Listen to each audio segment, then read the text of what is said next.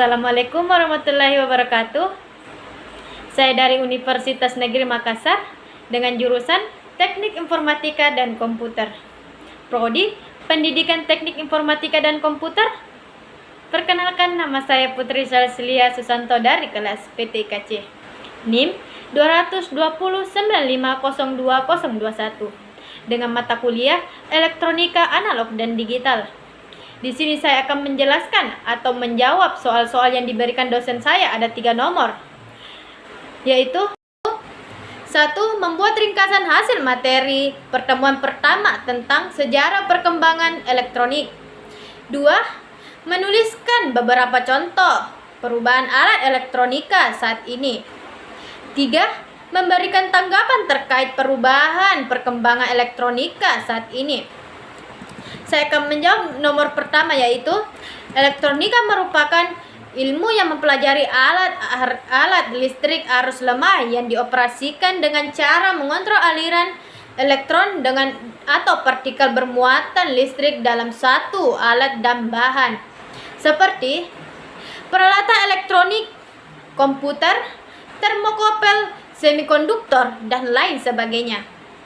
Alat yang menggunakan dasar kerja elektronika ini disebut sebagai peralatan elektronik. Contohnya, peralatan peranti elektronik ini seperti tabung sinar kode, radio, TV, perekam kaset video, perekam VCD, perekam DVD, kamera video, kamera digital, komputer pribadi desktop, komputer laptop, PDA asisten digital pribadi. Sejarah perkembangan elektronika. Thomas Edison 1883, sebuah elektron dapat berpindah-pindah dari sebuah konduktor ke konduktor lainnya melewati ruang hampa. Guglielmo Marconi merintis 1896 dan 1901. Aplikasi tabung elektron pertama di dunia diterapkan dalam bidang komunikasi radio.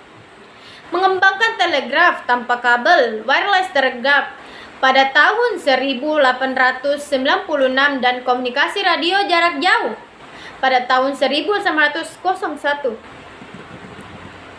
Pada tahun 1947, transistor ditemukan oleh tim insinyur dari Bell Laboratories. Fungsi transistor seperti tabung hampa udara, tetapi memiliki ukuran yang lebih kecil, lebih ringan, konsumsi daya lebih kecil dan lebih kuat, dan lebih murah. Diproduksi dengan adanya kombinasi penghubung metalnya dan bahan semikonduktor. Konsep sirkuit terintegrasi diusulkan pada tahun 1952 oleh Geoffrey W. A. Dahmer, seorang ahli elektronika kebangsaan Inggris, dengan Royal Radar Establishment. Pada tahun 1961, sirkuit terintegrasi menjadi produksi massal oleh sejumlah perusahaan, dan desain peralatan berubah menjadi secara cepat. Komponen baru ini terdiri atas mikroprosesor, memori baca tulis, memori baca, dan unit input-output yang seluruhnya terletak dalam satu chip. Selain itu, perkembangan terus maju menuju ke arah peningkatan kemampuan dan terinteligensi. Ada 4 bidang-bidang elektronika, yaitu 1. Bidang instrumentasi dan kontrol, bidang telekomunikasi, bidang elektronika konsumer, bidang elektronika kuantum.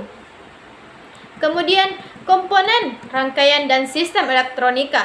Rangkaian elektronika dapat didefinisikan sebagai kumpulan 2 atau lebih komponen elektronika pasif atau aktif, membentuk satu fungsi. Tentu secara sederhana ataupun kompleks, sistem elektronika adalah kesatuan yang tersusun dari komponen dan rangkaian elektronika untuk tujuan pengalihan tenaga dalam bidang komunikasi atau komputasi atau instrumentasi dan kendali, sehingga dapat dikatakan bahwa komponen adalah unsur-unsur pembentuk rangkaian, sedangkan rangkaian adalah unsur pembentuk sistem.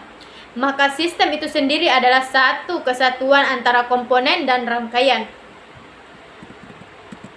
Komponen elektronika ada dua, yaitu komponen aktif dan komponen pasif.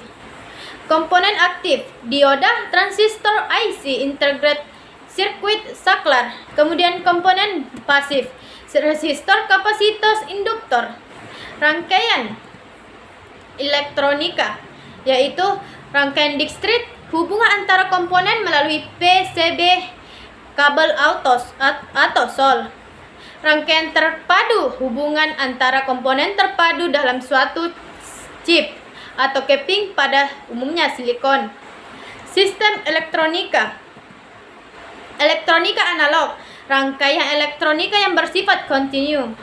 Elektronika digital dipresentasikan dengan satu atau dua macam, yaitu high, active, true, and low, non-aktif atau false.